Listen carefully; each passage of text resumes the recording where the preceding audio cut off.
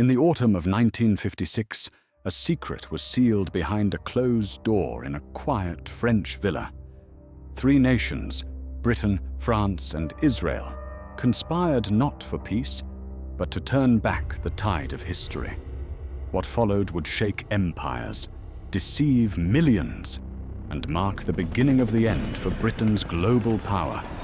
It was a bold, backroom bargain, executed under the guise of international order, and for decades it was erased from the record, denied, buried, whispered about in classified corridors. But now, you're about to witness the unraveling of that forgotten betrayal. This is Protocol of Sèvres, a short film by Hidden in History, where shadows still speak. The Suez Canal, a 120-mile ribbon of water carved through Egypt, was more than a marvel of engineering. It was an empire's lifeline. For over 80 years, it carried oil, troops, and wealth between Britain and its colonies.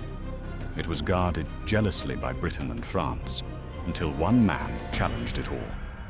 In July 1956, Egypt's president, Gamal Abdel Nasser, nationalized the Suez Canal.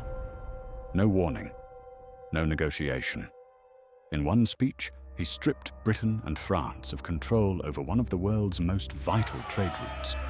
It was a bold assertion of independence, and for London and Paris, a stinging humiliation.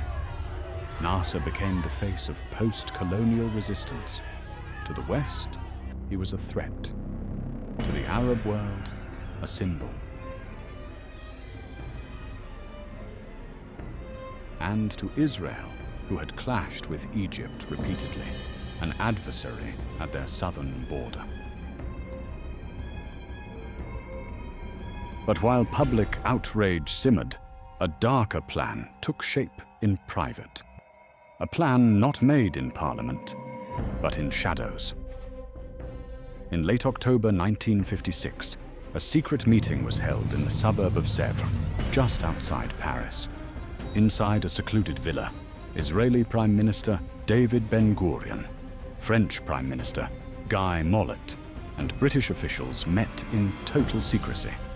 There were no press conferences, no transcripts, just whispered negotiations, handwritten notes, and military maps. The agreement they reached was simple and deceptive. Israel would launch an invasion into Egypt's Sinai Peninsula, claiming it was acting in self-defense. Britain and France would then intervene, pretending to be neutral peacekeepers. They would demand both sides cease fire and withdraw from the Suez Canal zone. When, inevitably, Egypt refused, Britain and France would bomb Egyptian targets and occupy the canal under the pretext of restoring order.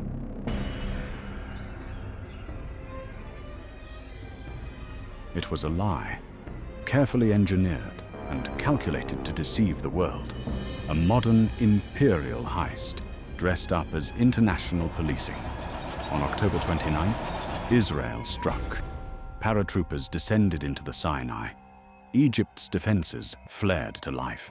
The headlines screamed, "Middle East crisis." Western news outlets reported the fighting as spontaneous. In truth, it was a tightly choreographed operation. 2 days later, Britain and France issued their ultimatum. It was rejected. And so, they attacked. Airstrikes pummeled Egyptian airfields. Naval forces moved in. British and French paratroopers landed near the canal, all under the flag of peace. All a fiction. In the streets of Cairo, Egyptians fought back. But while bombs fell in Egypt, shockwaves rippled across the Atlantic. In Washington, President Dwight D. Eisenhower was livid. He had not been informed. America had warned Britain and France not to act unilaterally, not to destabilize the region during the Cold War. The invasion made a mockery of diplomacy. Eisenhower moved swiftly. He froze British dollar reserves. He threatened to collapse the British pound. He demanded an immediate withdrawal or financial ruin. In London, Prime Minister Anthony Eden began to unravel. Ill, exhausted, and now isolated, Eden saw his empire slipping away. His cabinet panicked. The press turned. Washington had forced their hand. Within a week, the plan collapsed. British and French troops began to withdraw. Israel held on longer, but eventually gave in to international pressure. Nasser stood triumphant. He kept the canal, and his stature in the Arab world soared.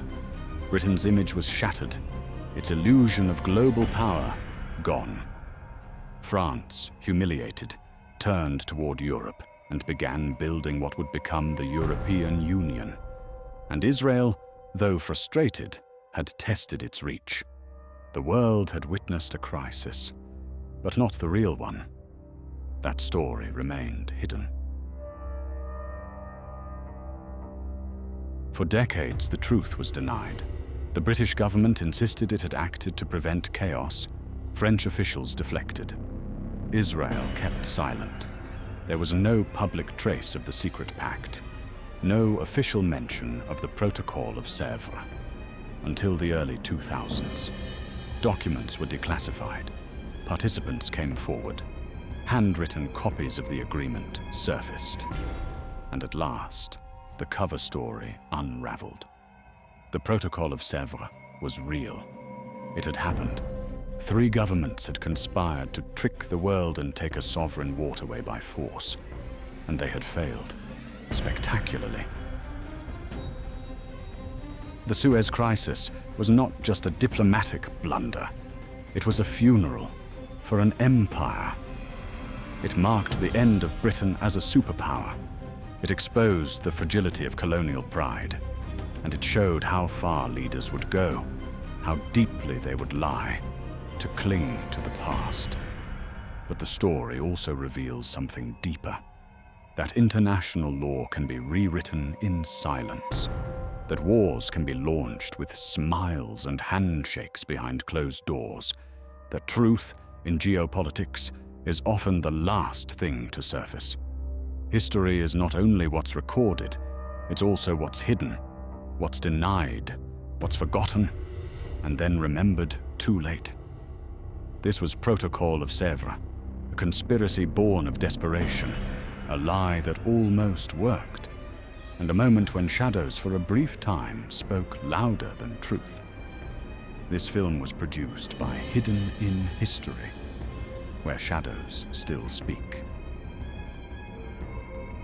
If you enjoyed this video, please don't forget to like and subscribe the channel. This will help us to create more videos.